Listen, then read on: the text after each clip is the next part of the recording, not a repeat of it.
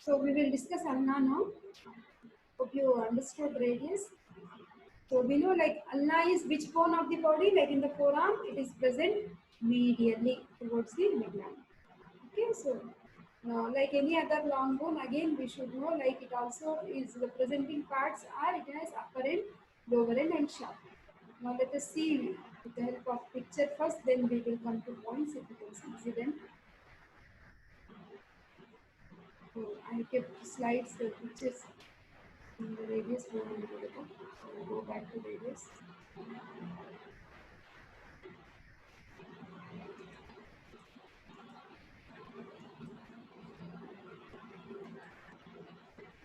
I hope you are able to see radius now.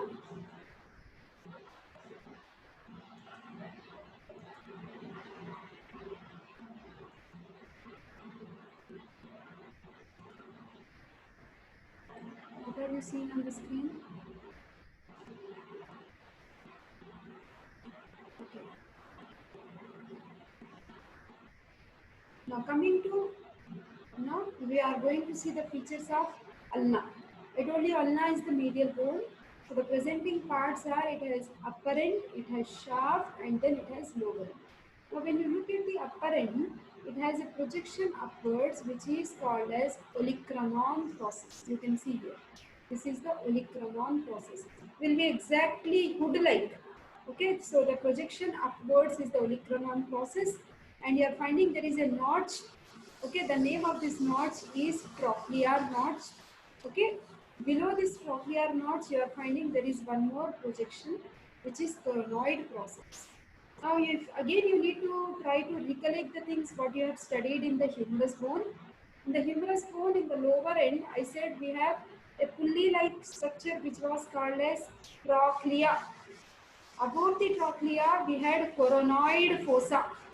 Okay, and behind the like lower end of the humerus on the posterior surface, we came across olecranon fossa. Now all these parts are actually coming in contact with the lower end of the humerus to form elbow joint, and these parts actually they articulate.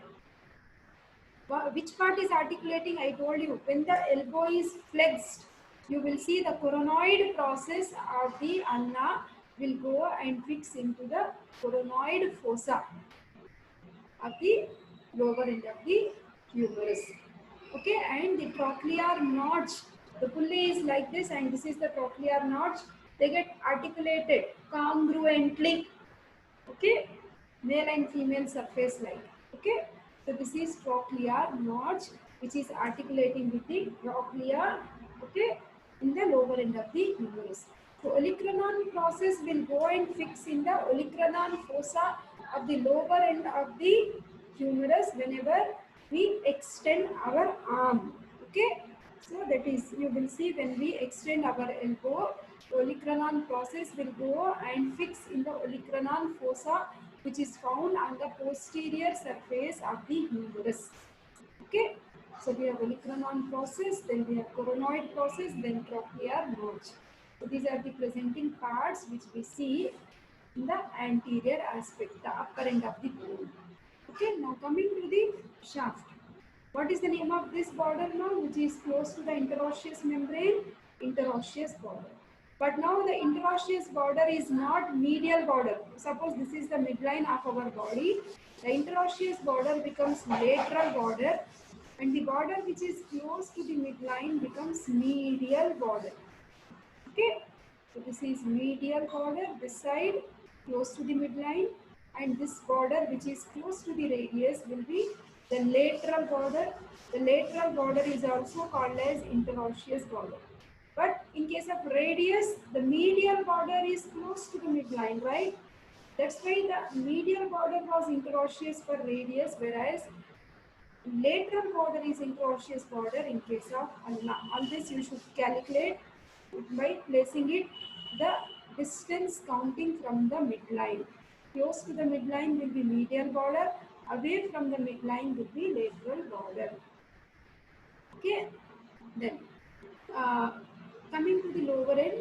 So lower end, you are finding from the medial border, you are finding a projection which is pointing downwards, which is called as styloid process of ulna. And in the lower end, again you will have the surfaces like it has anterior surface, posterior surface, inferior surface, and the medial surface. Towards the medial surface, you are finding there is a projection which is round, which is basically called as head of ulna. For radius, we had head of radius superiorly, whereas for ulna, head of the ulna is projecting downwards. It is articulating with the ulnar nodes in the radius bone to form inferior radio-ulnar joint. Okay, in the upper end of the ulna, you will have, there is a radial notch where you will see the head of the radius will come and articulate here to form the superior radio-ulnar joint. And the name of the ligament which is bridging here, it will be like a signet ring, what we wear. So that's why the name of the ligament which is surrounding the head of the radius and holding the head of the radius in the radial notch of ulna, the name of the ligament is annular ligament. Annulus means ring. Annular ligament. Okay.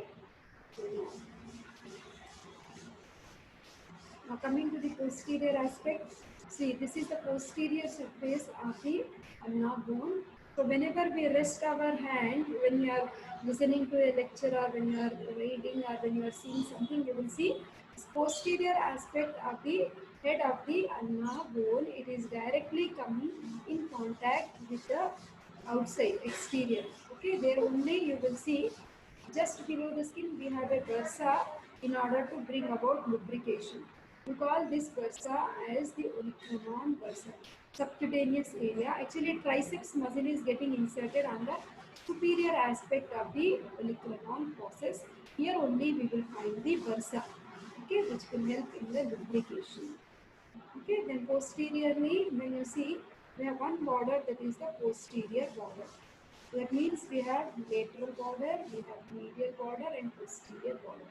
That means we have anterior surface, then posterior lateral surface, and posterior medial surface.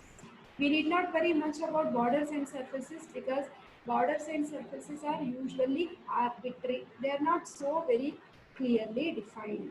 Okay. Coming to the muscle attachments. Now see, this is the ulnar bone and we know this is the anterior aspect. So we have brachialis muscle. We have seen yesterday it was coming from the humerus, the lower two-thirds of the shaft of the anterior aspect. The insertion is on the ulnar tuberosity, almost the coronoid process for this. Then coming to more medially, one below the other, we are finding the muscles. The muscles are originating. What are those? Flexor digitorum superficialis. We have seen flexor digitorum superficialis is also originating from radius. That means flexor digitorum superficialis has two heads. One is ulnar head and the other is radial head.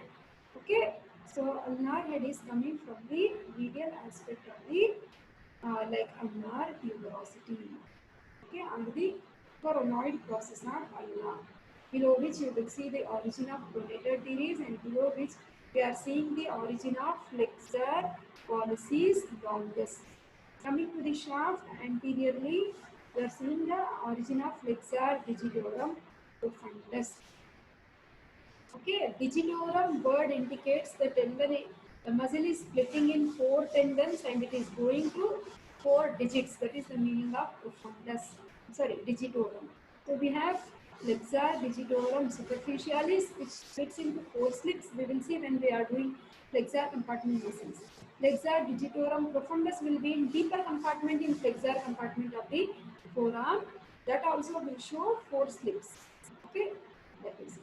Now, flexor digitorum profundus is coming from the shaft, like in the anteromedial and the posterolateral surface. It is completely surrounded. The shaft, it is also coming from the anterior aspect of interosseous membrane. Now, when we were doing radius, we have seen like pronator quadratus muscle, right? So actually, pronator quadratus originates in the lower one-third of the shaft or the ulna anterior aspect. It getting inserted there only. It is something like a wristband. If you remember dissection, all like try to go and recollect. We have all flexor tendons.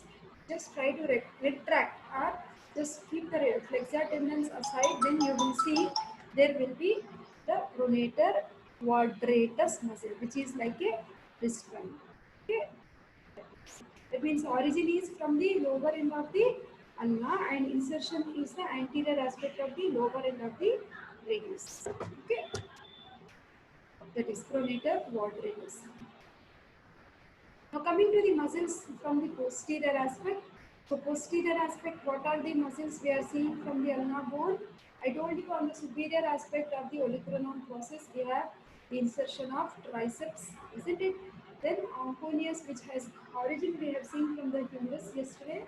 Okay, this is the same muscle like flexor digitorum profundus, what we have seen in the anteromedial, posteromedial aspect also we are seeing the same muscle. So the other muscles what we are seeing in order are abductor pollicis longus, extensor pollicis longus, and the extensor indicis. These three muscles are originating from the posterolateral surface and also corresponding interosseous membrane of the ulnar bone.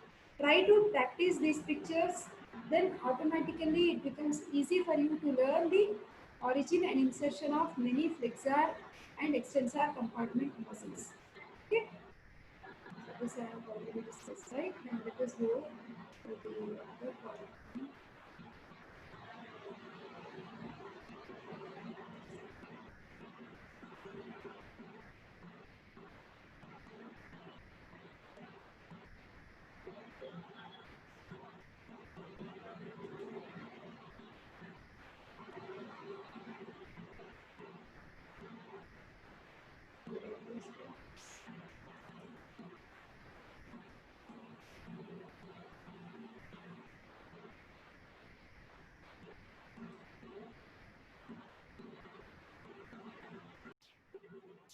So ulnar bone,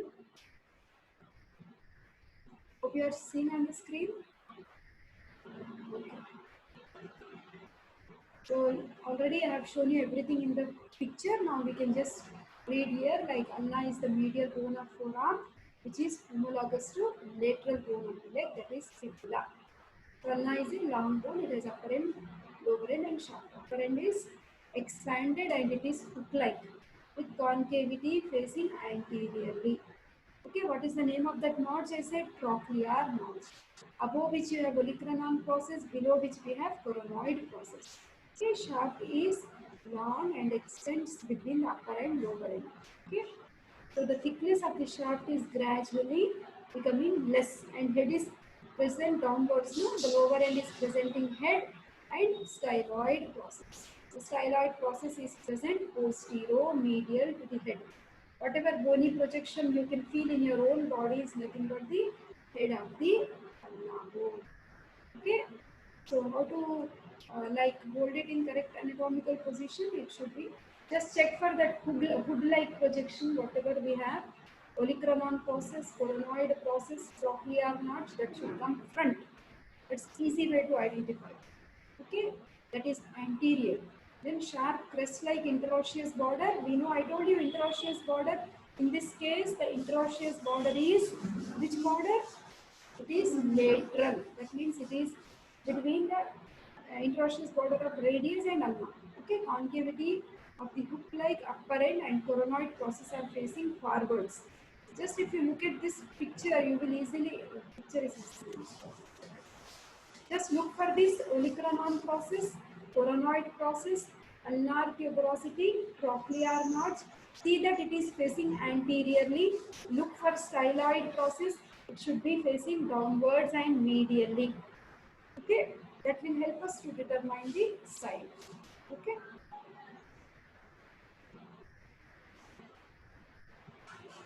So and muscle attachments and everything I have shown you with the help of diagram.